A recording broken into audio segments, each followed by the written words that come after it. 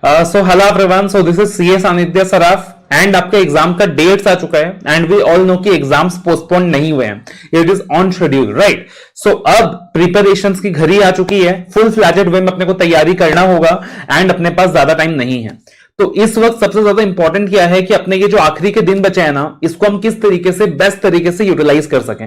देखो, जो हो गया उसको छोड़ दो यार, जो हो गया उसको छोड़ दो। अल्टीमेटली जो बचा है उसको कैसे यूटिलाइज कर सके, that is the main thing.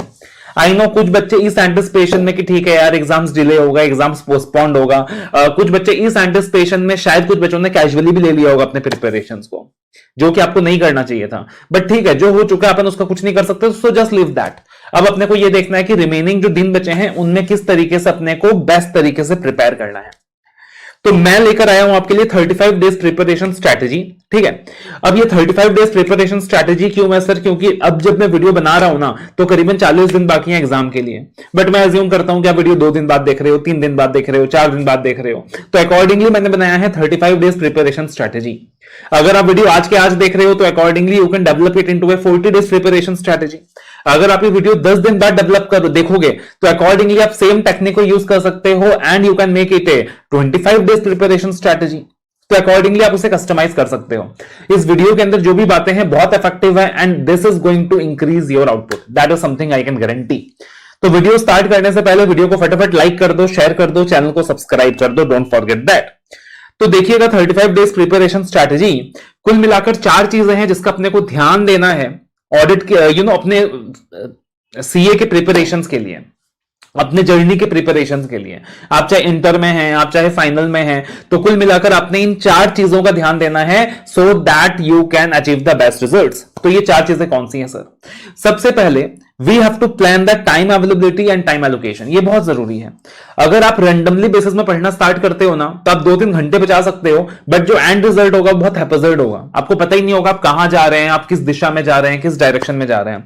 तो you have to plan the time availability and time allocation, that is very important. कि मान लीजिए मैं मानता हूं कि यार 35 दिन है, एक एवरेज बच्चा दिन में 12 घंटा पढ़ेगा, कुछ बच्चे 15 घंटे भी पढ़ेंगे, कुछ 8 घंटे भी पढ़ेंगे। आपके ऐसे दिन आएंगे कि आप 15 घंटे भी पढ़ोगे जोश जोश में और दूसरे दिन 6 घंटे भी पढ़ोगे, बट एवरेज आउट करके 12 घंटा, ठीक है। तो आपके पास 12 घंटे हैं और आपके पास 35 दिन है, यानी आपके पास 420 आवर्स है। और आपने जो भी करना है इस 420 आवर्स में करना है। हर एक घंटा बहुत इंपॉर्टेंट है, हर एक मिनट बहुत इंपॉर्टेंट है आपके लिए। उसके बाद सर आज ही आपने डिसाइड कर लेनी है, अब बिल्कुल डिले नहीं करना है कि आप सिंगल ग्रुप देने वाले हो या बोथ ग्रुप देने वाले हो।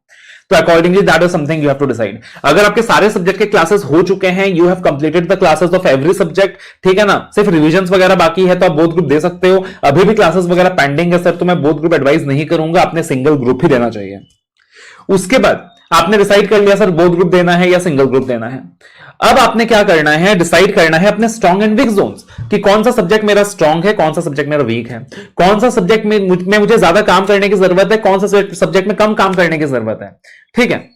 किस सब्जेक्ट में मैं एग्जाम्शन टारगेट कर रहा हूं और किस सब्जेक्ट में मेरे को बस पास होना है। तो आपने ये सारी चीजें डिसाइड करनी होंगी एंड सब्जेक्ट के अंदर भी आपने टॉपिक वाइज एनालिसिस करना होगा। अभी आपको हो सकता है 4-5 घंटा आपका एक्स्ट्रा चला जाए इन चीजों में, बट बिलीव मी ये जो 4-5 घंटे आप लगाओगे ना, this is not a waste of time, this is rather an investment that is going to yield you better results. तो हर सब्जेक्ट के अंदर भी आपने chapter wise topic wise analysis करना है कि आपका स्ट्रॉन्ग जोन क्या है, वीक जोन क्या है। तो उससे क्या होगा, आपको आइडिया लग जाएगा कि मान लीजिए ऑडिट है तो उसमें 15 चैप्टर्स हैं, ये मेरा स्ट्रॉन्ग जोन है, ये मेरा वीक जोन है। तो जो स्ट्रॉन्ग जोन है आपको पता है मुझे कंफर्ट है इसमें, तो इसमें रिवीजन में कम टाइम देना है, और मेरा वीक जोन है तो रिवीजन में ज्यादा टाइम देना है। जो स्ट्रॉन्ग जोन है उसमें सीधा टेस्ट देना शुरू करना है, और जो वीक जोन है पहले उसके कॉन्सेप्ट्स में काम करना है, फिर टेस्ट देना शुरू करना है। तो अकॉर्डिंगली आपने बढ़िया से चीजों को प्लान करना है। और फिर आप जब रिवीजन प्लान करोगे ना अपने ये बचे हुए दिन में, तो आपने 3 चीजों का ध्यान देना है। सबसे पहले सर अपने कॉन्सेप्ट्स रिवाइज करने हैं from any teachers material you are following. दूसरी चीज आपने क्वेश्चंस को भी इंकॉर्पोरेट करना है अपने रिवीजन साइकिल में, और तीसरी चीज आपने एटलीस्ट कुछ टेस्ट भी इंकॉर्पोरेट करने हैं अपने रिवीजन साइकिल में, ठीक है जी। तो आपने 3 चीजों का ध्यान देना है कि कॉन्सेप्ट्स रिवाइज करना है, कहां से रिवाइज करना है, कौन से टीचर के बुक से रिवाइज करना है, जहां से अभी तक पढ़ते आए हो वहां से रिवाइज कीजिए। उसके अलावा क्वेश्चंस करने हैं, उसके अलावा टेस्ट देना है। अब सर क्वेश्चंस कितने करने हैं, टेस्ट कितने देने हैं, वो डिपेंड करता है कि आप सिंगल ग्रुप दे रहे हो या बोथ ग्रुप दे रहे हो, राइट। दैट डिपेंड्स अपॉन कि you are giving a single group और बोथ ग्रुप। अगर आप दे रहे हो बोथ ग्रुप तो आपके पास ज्यादा समय नहीं होगा, तब इन दैट सिचुएशन आप क्वेश्चंस थोड़े मोरे लिमिटेड कर पाओगे, ठीक है, तो प्रैक्टिकल में तो उपाय नहीं है यार, प्रैक्टिकल में तो फिर भी कितना भी लिमिटेड कर लो, आपने थोड़े बहुत क्वेश्चंस करने ही होंगे प्रैक्टिकल के अंदर, तो सारे रिपीटेड क्वेश्चन स्किप कर सकते हो और जो भी यूनिक क्वेश्चंस हैं उनको प्रैक्टिस कर सकते हो। थ्योरी के अंदर अगर बात करें, हम ऑडिट की बात करें, अगर आप बोथ ग्रुप दे रहे हो तो मैं बोलूंगा एटलीस्ट ऐसे स्टडी मैट का जो न्यू सिलेबस के बाद क्वेश्चंस दिया हुआ है हर चैप्टर में, आप उतना कर लीजिएगा। मैंने भी आपको अलग से कंबाइंड पीडीएफ दिया है जो कि अपना मेंटर में अवेलेबल है, जिसमें सारे न्यू सिलेबस के क्वेश्चंस मैंने इकट्ठा कंपाइल किए हुए हैं, तो एटलीस्ट उतना कर लीजिएगा, ठीक है। और अगर आप एक ही ग्रुप दे रहे हैं तो in that particular situation past exam के क्वेश्चंस भी लगा लीजिएगा, तो that depends upon the time availability. और साथ में आपने टेस्ट की भी प्लानिंग करनी है, क्योंकि अगर टेस्ट दोगे तभी कॉन्फिडेंस आएगा। सिर्फ पढ़ते जा रहे हो, अपने आप को असेस ही नहीं कर रहे, तो यू रियली डोंट नो कि एग्जाम में क्या होने वाला है, तो अभी से टेस्ट देना भी स्टार्ट करना है। अब टेस्ट कितने देने हैं सर, अगेन डिपेंड्स अपॉन आप एक ग्रुप दे रहे हो, बोथ ग्रुप दे रहे हो। एक ही ग्रुप दे रहे हो, मैं एडवाइस करूंगा प्रॉपर चैप्टर वाइज टेस्ट दीजिए, दैट इज अवेलेबल एट अपना मेंटर। और अगर आपने बोथ ग्रुप्स देना है तो शायद चैप्टर वाइज टेस्ट अभी पॉसिबल नहीं होगा, अगर आपने देना स्टार्ट नहीं किया है तो आप 100 मार्क का टेस्ट दे दीजिए, आप एटलीस्ट 100 मार्क का टेस्ट दे दीजिए फॉर एवरी सब्जेक्ट। एंड जो सब्जेक्ट्स आपको वीक लग रहे हैं तो उनमें चैप्टर वाइज टेस्ट भी प्लानिंग कर लीजिए, ये बहुत जरूरी है। आपको इस 12 घंटे के शेड्यूल में एटलीस्ट 45 मिनट 50 मिनट टेस्ट के लिए देना होगा, या फिर एटलीस्ट आपको 2 टेस्ट 3 टेस्ट प्लान करने होंगे 3-3 घंटे का स्लॉट निकालकर। उस दिन भले आप 12 की जगह 15 घंटे पढ़ाई करें, दैट इज वेरी इंपॉर्टेंट, बहुत ज्यादा जरूरी है। जितना इंपॉर्टेंट रिवीजन करना है, जितना इंपॉर्टेंट क्वेश्चंस प्रैक्टिस करना है, उतना ही इंपॉर्टेंट टेस्ट देना भी है, ठीक है। अब आप क्या करो, सिर्फ एक टाइम एलोकेशन कर लो। मान लीजिए आप एक ग्रुप दे रहे हो, सपोज मान लीजिए आप एक ग्रुप दे रहे हो, आपके पास 420 घंटे हैं, तो आप अकॉर्डिंगली डिसाइड कर लीजिए, ठीक है यार, ऑडिट में 30% टाइम एलोकेट करता हूं, एफआरएएफएम में 70% करता हूं, या ऑडिट में 25% करता हूं, एफआरएएफएम में 75% करता हूं। किस तरीके से आपने करना है, ये ऑडिट में 15% टाइम एलोकेट करता हूं और एफआरएएफएम में 85% टाइम एलोकेट करता हूं, that depends upon your strengths and weakness, and आपने अभी तक कितना पढ़ रखा है किस सब्जेक्ट को। ऐसा भी हो सकता है कि एफआरएएफएम के क्लासेस वगैरह सब कंप्लीट है, रिविजन चालू है, और ऑडिट का भी क्लासेस भी देखना रह गया, और क्लासेस देखना भी जरूरी है क्योंकि न्यू सिलेबस है। तो मान लीजिए आपने ऑडिट का फास्टर क्लासेस भी देखना रह गया, 100 घंटे की तो क्लासेस कंप्लीट करनी है, फिर रिवाइज करना है, बट एफआरएएफएम का क्लासेस भी हो चुका है, रिवीजन भी हो चुका है, तो वहां पे ऐसा भी हो सकता है कि अब रिमेनिंग टाइम शेड्यूल में आप 60% ऑडिट को एलोकेट कर रहे हो, 40% एफआरएएफएम को कर रहे हो। तो दैट टोटली डिपेंड्स अपॉन कि आपने अभी तक कितना पढ़ लिया है, ठीक है। तो अकॉर्डिंगली आप क्या कर लोगे सर, टाइम एलोकेशन कर लोगे, एज्यूमिंग कि you have completed the coachings for all the 3 subjects. तो अकॉर्डिंगली आप एफआर में 150 घंटे, एएफएम में 150 घंटे, ऑडिट में 120 घंटे, कुछ इस तरीके का टाइम एलोकेशन कर सकते हो। अब इसके अंदर क्या जरूरी है कि आपने ना टॉपिक वाइज प्रिपरेशंस भी असेस करना है, टॉपिक वाइज। एफआर के चैप्टर्स की लिस्ट बनाइए, एएफएम के चैप्टर्स की लिस्ट बनाइए, ऑडिट के चैप्टर्स की लिस्ट बनाइए, टैक्स के चैप्टर्स की लिस्ट बनाइए, टॉपिक वाइज प्रिपरेशन को अपने असेस कीजिए, किस टॉपिक में मेरे को कितना आता है। तो आपको देख के आइडिया लगेगा, अरे यार ये चैप्टर तो मेरे को बहुत अच्छे से आता है, रीड करूंगा काम चल जाएगा, उसमें लिख लेना just read and go.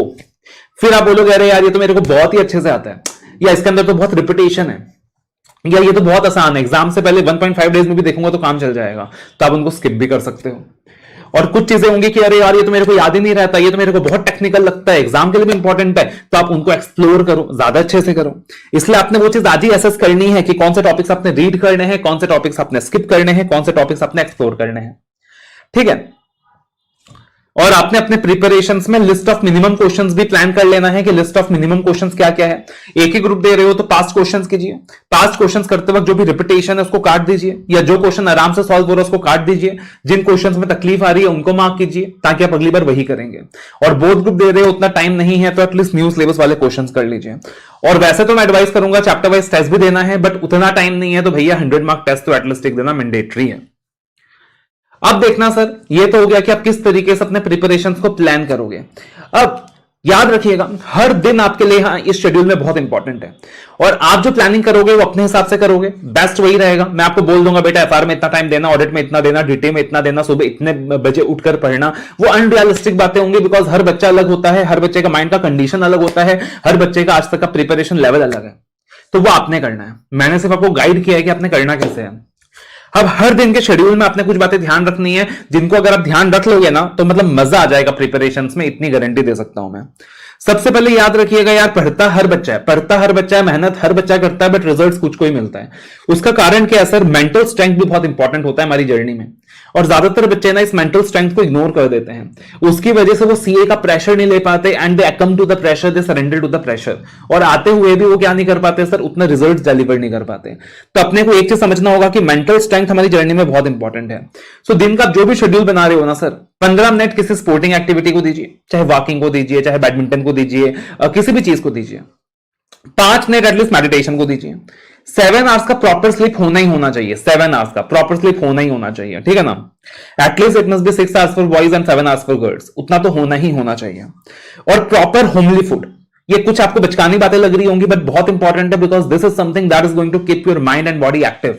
Proper homely food, ठीक है ना? जंक फूड वगैरह अवॉइड करना है अपने को इस पार्टिकुलर जर्नी में, वो अपने बॉडी को डाउन ले आता है।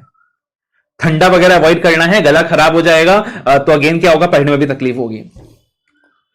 उसके बाद आपने डिसाइड करना है सर, आपने किसी को ना कॉपी नहीं करना है। याद रखिएगा, आप कॉपी कैट नहीं है। अरे यार, मेरा दोस्त सुबह 4 बजे उठ के पढ़ता है, इस टीचर ने 4 बजे उठ के पढ़ने के लिए बोला, मैं भी 4 बजे उठ के पढ़ूंगा। नहीं, आप कॉपी कैट आपने नहीं बनना है, आपने कॉपी पेस्ट नहीं करना है। आपने डिसाइड करना है कि whether you are a early bird और you are a night owl. कुछ बच्चे सुबह उठकर बहुत अच्छा रिजल्ट अचीव करते हैं, कुछ बच्चे रात को लेट पढ़कर बहुत अच्छे अचीव करते हैं। तो किसी टीचर ने बोला बेटा सुबह उठकर पढ़ना है, तो सुबह उठकर ही पढ़ना है, ऐसा नहीं है। आपको रात को मजा आता है पढ़ने में, आप रात में पढ़िए, कोई दिक्कत की बात नहीं है, ठीक है ना? तो decide whether you are early bird और night owl and plan accordingly. और सबसे इंपॉर्टेंट चीज, हर दिन का सर रियलिस्टिक टारगेट सेट कीजिए। कभी कभी अपन क्या करते हैं अपने प्लानिंग में, अनरियलिस्टिक टारगेट सेट करते हैं, वो अचीव होता नहीं है, डेली बेसिस में टारगेट्स के पीछे रहते हैं अपन, और अपन डीमोटिवेट होते हैं, अपना माइंड नेगेटिव होता है। तो रियलिस्टिक टारगेट सेट करें, मेहनत करें, उन टारगेट्स को अचीव करें, टिक करें। जब टारगेट अचीव हो जाएगा, अपने आप को रिवार्ड करें with something, and you will feel that हाँ ठीक है, कुछ कर रहे हैं यार अपन लाइफ में।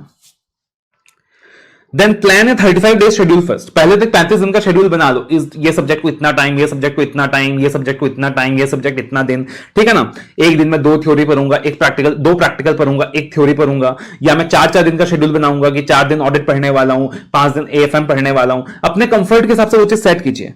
बट उसके बाद आपने एक 35 दिन का शेड्यूल बना लिया ना, वो एक ओवरऑल शेड्यूल है। फिर अपने शेड्यूल को स्मॉल चंक्स में डिवाइड कीजिए और छोटे छोटे टारगेट सेट कीजिए कि कल का क्या टारगेट रहने वाला है, परसों का क्या टारगेट रहने वाला है, और मैक्सिमम टू मैक्सिमम इस हफ्ते का क्या टारगेट रहने वाला है। उसके दूर का मत सोचिए, ठीक है? तो ये भी बहुत इंपॉर्टेंट है। उसके बाद जो मटेरियल्स आज तक आप पढ़ते आ रहे हो, stuck to the materials you have been following. अभी अपने स्टडी मटेरियल को प्रेफरेबल पॉसिबल चेंज मत कीजिए। और आपको 1.5 डेज में रिवाइज कैसे करना है सर, उसको अभी से प्लान कीजिए। ऑडिट में इस बार आपको रिवीजन में तकलीफ नहीं आएगा, क्योंकि 3 दिन का टाइम है ऑडिट के लिए।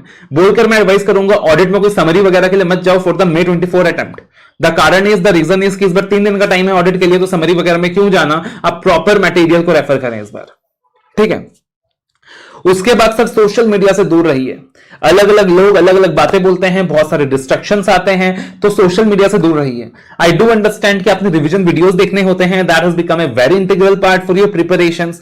तो अपना टाइम स्लॉट फिक्स कर लीजिए कि इस पर्टिकुलर टाइम के अंदर मेरे को सोशल मीडिया खोलना है और मेरा कोई रिवीजन वीडियो वगैरह आया रहेगा तो मुझे देखना है। तो आप अपने रिवीजन वीडियोस का टाइम फिक्स कर लीजिए, लेकिन सोशल मीडिया से दूर रहिए, फोन से दूर रहिए। That is the big big distraction out there, ठीक है? और लास्टली एक चीज याद रखिए, हर दिन एक नया दिन है। Don't try to overcompensate. कभी कभी क्या होता है, आज एक दिन पढ़ाई नहीं हुआ, अगले दिन अपन एकदम बावले हो जाते हैं, ओवर कंपेंसेट करने की कोशिश करते हैं, और उस ओवर कंपेंसेशन के प्रेशर में अपन अगले दिन भी अच्छा टारगेट अचीव नहीं कर पाते हैं।